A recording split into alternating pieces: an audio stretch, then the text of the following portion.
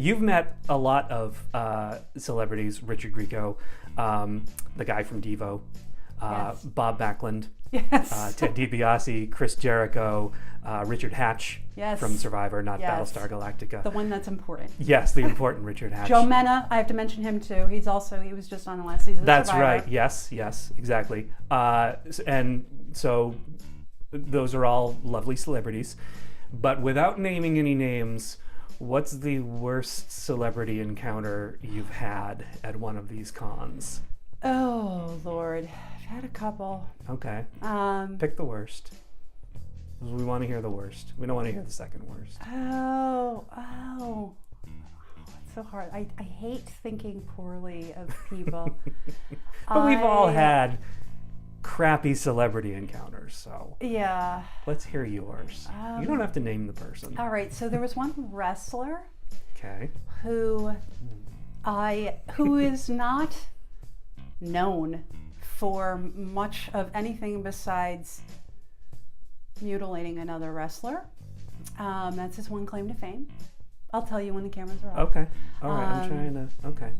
And he was sitting alone at his table. So I took the opportunity to go over there and say, "Oh, I'm so glad you're here. It's so nice to see you, and it looks like you're doing well. I had heard you had some health problems a little while back. I'm so glad to see you're doing better." And he looked at me and said, "No, I don't know what you're talking about."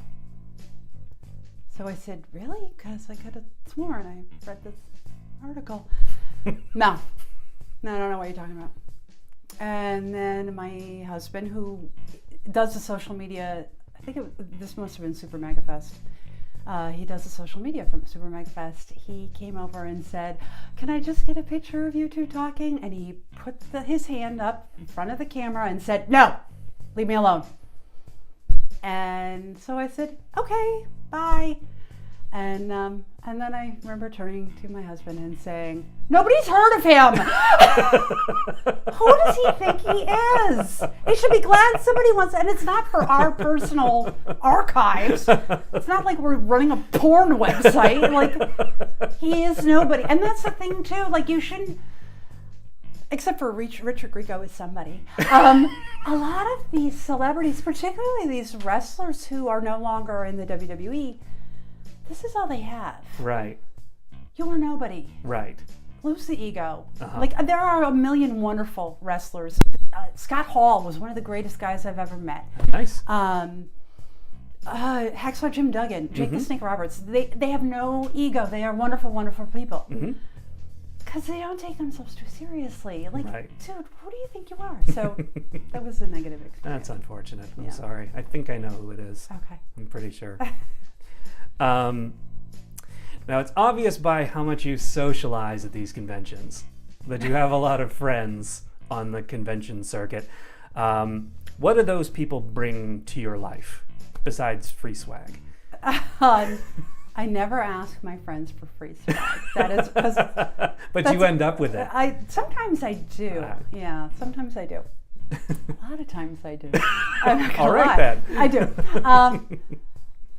The convention scene is hard work. It is. I am an introvert, and I'm the correct term for it is an introvert with outgoing personality. So, and my mother is very introverted. My father is very extroverted. So I'm sure this is where. Plus, my father had said once too, like, you're not going to accomplish anything if you don't be nice and say hi. And he's right. He's got a point. Yeah, he does. As much as I like to hide in my blanket fort. Sure. Yeah. Sure. We all do. So convention, besides the drive and the setup, and then greeting people constantly and trying to sell yourself, because when you're doing these things, you're not just selling your book, you are selling yourself. And if they don't like you, they're not going to buy your book. So Right. you really have to be on your A game and be nice and be approachable and be sociable and smile and make eye contact, but don't be too pushy. And it's so draining. So you definitely develop a con family of people that are going to be there with you, who understand what you're going through. And, and it isn't just being on. if you're in a convention at the, it's summertime, it's crowded, the smells are awful, there are inappropriate cosplay outfits. Yes, there are.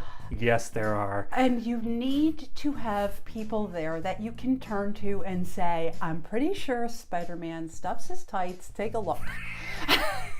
And that was me. Yeah. I think that was me Yeah. you turned to and Yes. said that, if I recall correctly. You need people there who you are comfortable with, that you can say something like that, who won't judge you. Right. So yes. It definitely, it keeps your energy levels up. Mm-hmm. It's always, so I always, if I didn't have my convention family, it would be very hard to get out of bed and go to these conventions, because you need people who are going to be there that you can look forward to and say, my friends will be there and go through this with me. Right, So, yes. Yeah. I wholeheartedly agree. Yes, absolutely. So I like to keep authors humble. Great. And in doing so, I like to find bad reviews. Oh, yay! Of their books. Yay! Did So you find the one about the girl who threw up? No. Oh, one of my didn't, favorites. I didn't find that one. It's but fairly new. I found the Ordinary Boy one. Are you familiar with this one? Possibly. I can't. I don't. Maybe. I try not to read it. Let's read this. It's one long run-on sentence. Yay! And I'll just try and pronounce the words as they're written. Okay.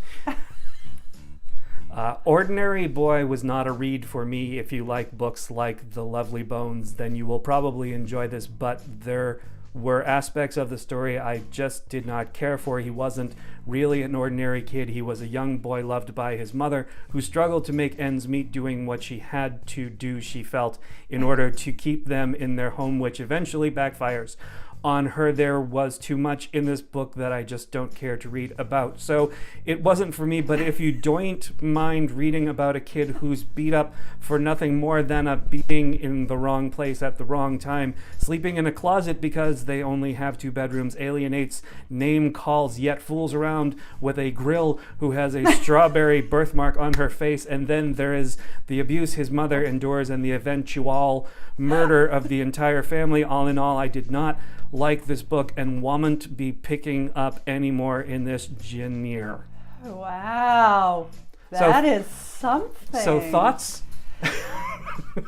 Is that Wow. fair? Is that a fair assessment of Ordinary Boy? From that reader? You bet. You betcha. You know what? You're not going to please everybody. And I am okay if that reader does not pick up anything else in this genre. Genre? Again, genre. that's okay. Yeah. It's not the genre for them. I hope this person never picks up another book in their life. I hope personally. to God they're not a writer. Yeah. Oh my God. That was one of my favorite reviews. That is fun. That was great. That was really good. What do you think you would have been if not a writer/editor?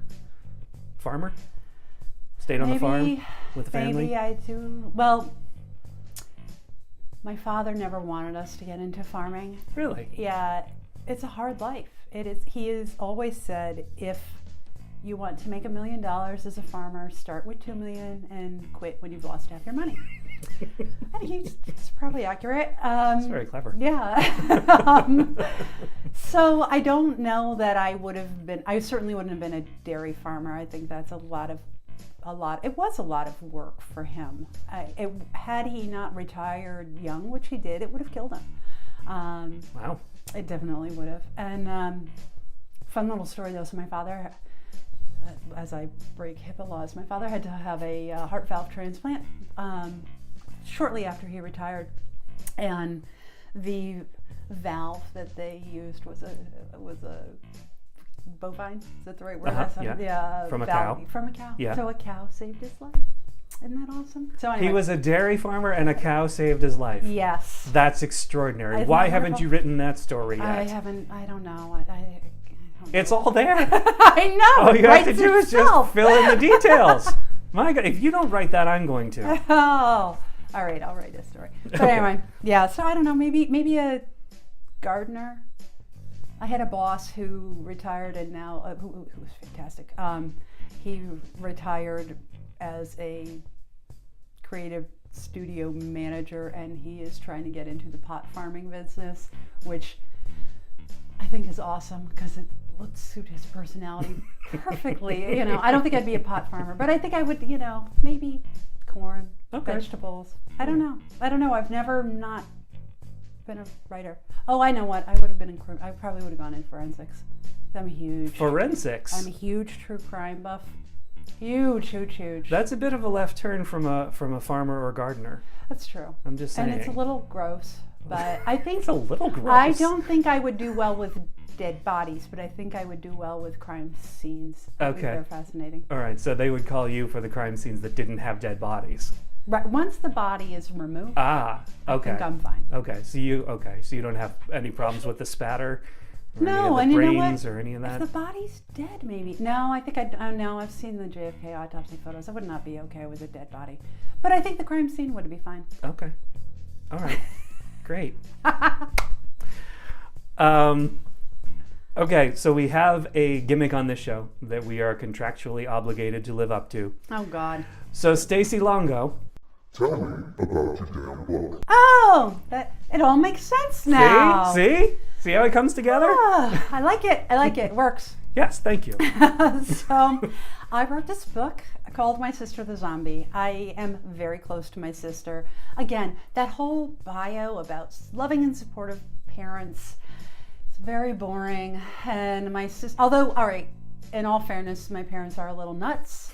So everybody's parents are a little nuts. Right. Like yeah, that's true. Yeah. So my sister and I grew up in a bizarre household, and we definitely have that bond of nobody else in the world understands what it's like to be raised by these two rather amusing but still totally nuts people. Mm-hmm. So we've always been very close. She is absolutely my best friend, and I wanted to write a book about two sisters with that kind of bond.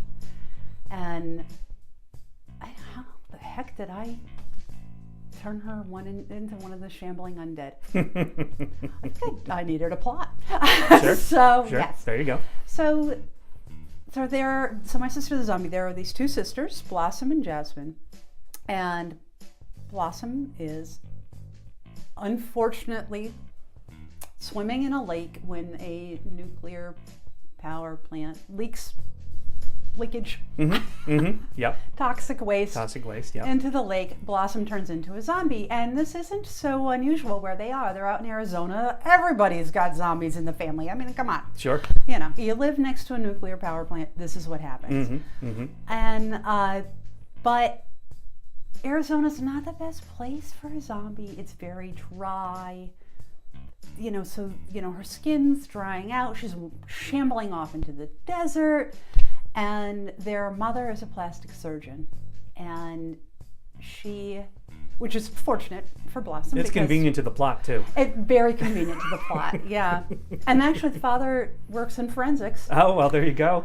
So I kind of, I did not want to make them my parents because I've made other parents my parents in books. So, so Mom decides New England is perfect. It is so humid in the summer, and this would be good for Blossom's skin. The change of seasons would be lovely. So they moved to Connecticut. And nobody's got zombies in the family in Connecticut. We're all so pristine and, nuclear power plant. Maybe off the coast of New London, but who cares about those people? Maybe, but they don't have accidents there. So they moved to Connecticut. Nobody's a zombie, and then people start dying, and their brains are removed, and Blossom becomes a prime suspect. And these are teenage girls, and Jasmine wants to help her sister and solve the mystery.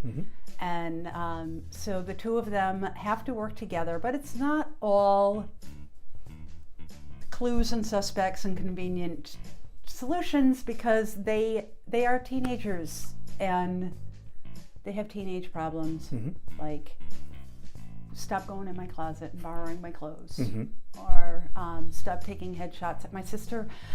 So and boys, boys too. And boys, sure. Right? And makeup, and and being popular, and the popular girls at school are not nice to Blossom and Jasmine. So I tried to work in some of the teenage angst, that my sister and I went through in high school. And I did set it in our hometown because I needed somewhere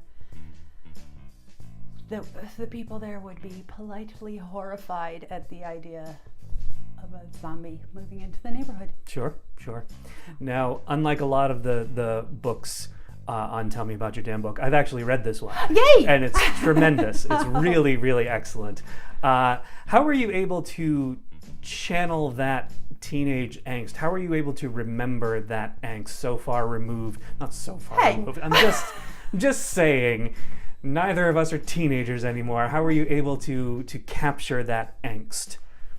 Part of it was remembering some of the crap I went through in high school. I did talk to my sister about some of the crap she went through. I think she had it rougher than I did. Mm-hmm. I know she did. And I did a lot of, so my sister now has 2 teenage boys, and I did have to talk to them, because research.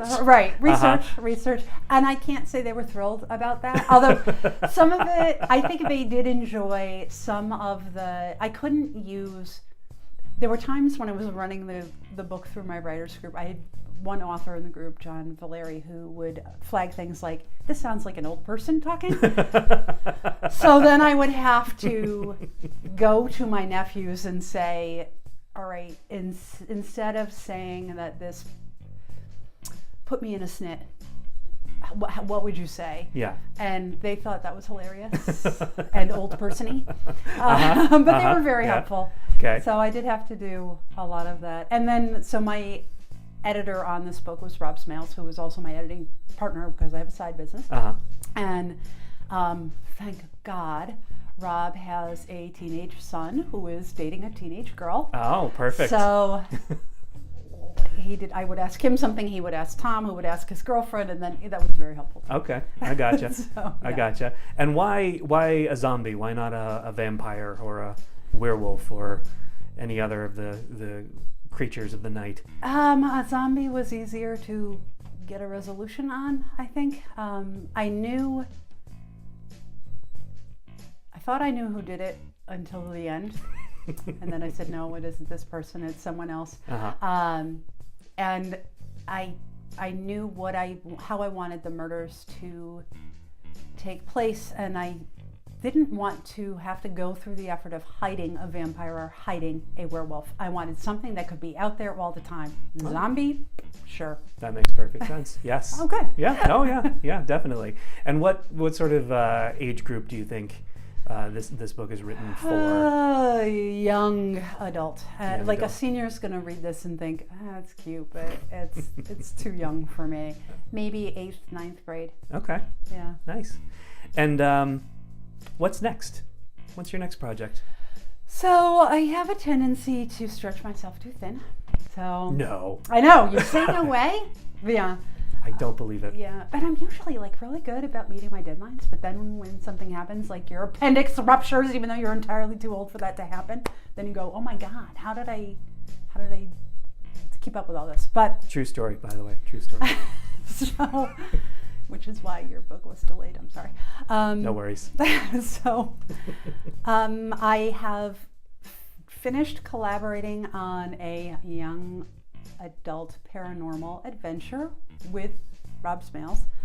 We are in the process of hiring an editor because everybody needs an editor. I know you think your work is perfect. It isn't. True story. So we have someone editing that right now, and then we're going to try and sell it.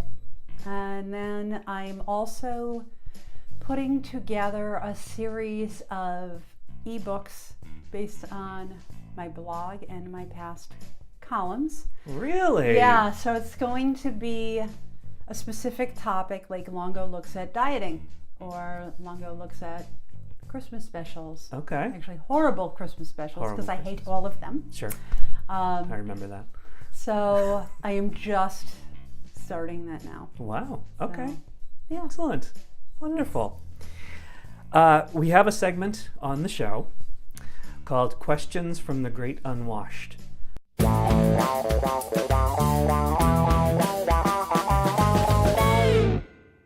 Ah, yay! My people. And these are questions that were submitted via social media for you. Really? Yes. How did I not see any of this? Oh, I have my ways. Oh, Don't and you did you worry. get like one?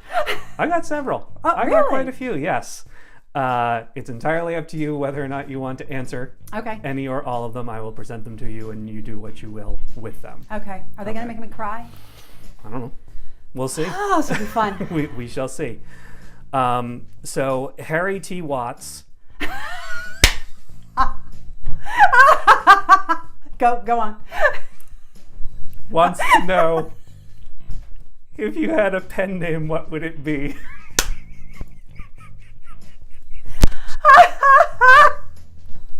It depends on what I'm writing. I think I would do something creative as you have done. I think something fun like Soggy Muff would be nice. SAUGIE.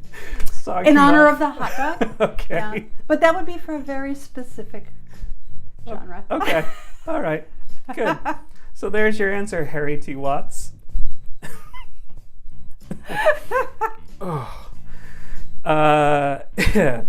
John from Alabama. AL, is that Alabama? I think so. Okay, John from Alabama wants to know, what are your top 5 favorite books?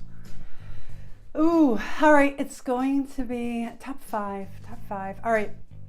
The Hellbound Heart by Clive Barker. Okay. Cider House Rules by John Irving. Okay.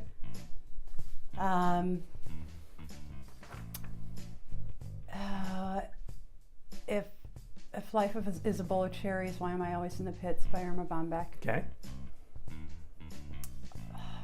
Lonesome Dove by Larry McMurtry. I'm trying to think of what I pick up the most often, and I don't want to repeat another Clive Barker. I love you, Clive. She's Come Undone by Wally Lamb. Okay. That was hard. Yeah. Not that, just narrowing it down. I understand. I totally understand. Attila the Nun I love these names. wants to know, boxers or briefs? Boxers, totally. Or, all right, I wouldn't say no to, I don't like tidy whities. But I think it's Hanes. They make like a long shorts that are not like, they're like long briefs. Okay. I'm all right with those. Okay. Those are kind of sexy too. I think I've seen Dwayne Johnson in those. I'm sure. So I'm all right with I'm those. sure you have. I am sure you I wish have. it were in real life. Katie from Massachusetts says, I met you at Super Mega Fest late in the day and you were so nice. Wow, late in the day and I was nice? That doesn't sound like That's you. because Katie was nice. Yes, maybe. Yeah. How do you keep so energetic and positive? You got me. It's the coffee, right? It is. There's a lot of coffee involved. And really, it goes back to like, all right, this is going to sound like I'm blowing smoke up here. Can I say ass? Go ahead. All right, ass. But there are some people in my life, most of the people in my life drain energy from me. Mm-hmm. They do. And Okay. it's just, my husband's one of them. Okay. Like, and I can't, it's just the way they are. But there are certain people who I gain energy from. You were one of them. Oh, thank you. Matt Herring is one of them. Uh-huh. So if I am next to someone like you or Matt at a convention, I can keep my energy, and I don't know why. I don't know why that is. Maybe because your expectations of my conversation are low. Sure. You know. Sure. Yeah. But I do better when I am near someone like that. Okay. And that's really the only reason why, because Katie, I can tell you, there are people who do not have that same experience. There are, like at the end of the convention where I'm like, hi, and I look like I want to cry. Yes, I've seen that. Yeah. I've seen that happen. Yes. Yes. Nick from New York asks, as an editor, what's the worst typo you've ever found? Oh boy, there's so many to choose. I want to say my favorite was a young man who had his main character working in a WHORHOUSE. A warehouse. That's not what it looked like. I mean, misspelled either way, Yeah, but not what it looked like. that doesn't sound very sexy. Yeah. And it wasn't until I read the description that I realized, oh, he means warehouse. Oh, these are boxes. Not that kind of box. So, yeah. That was probably my favorite. Okay. That's an excellent answer. Oh, good. That's an excellent answer. And then finally, Zinc Oxide wants to know, what's the most important life lesson you've learned along the way? Have you learned any? Some. Okay. Gee, that's hard. There's a million things going through my mind right now. If you have toxic people in your life who are bringing you down, get rid of them. Don't worry about hurting their feelings. Just get rid of them. That's an excellent one. And there's always more to learn. Don't think you're at the top of your game ever. You're not. You never are. There's always more to learn. And just don't be an asshole, man. Just be nice to people. That's my father, or was it my mother? One of my parents at one point said to me, you have no right to make other people feel badly about themselves, so just don't do it. So Nice. there you go. Don't be an asshole. I Don't love be an it. asshole. I love it. And this is my final question Okay. to wrap up with. Yep. I ask it of all the authors who come on. It's 100 years in the future. We're all dead and gone, hopefully. A young person goes into a library, hopefully there are still libraries, and approaches the librarian and wants to know about Stacey Longo. What does the librarian say to that young person about you? Who? And on that note, I guess that's all the time we have for this episode of Tell Me About Your Damn Book. I would like to thank my guest, Stacey Longo. Thank you so much for coming. Thank it was you for really a having lot me. of fun. This was great. And we will see you next time. Cheers.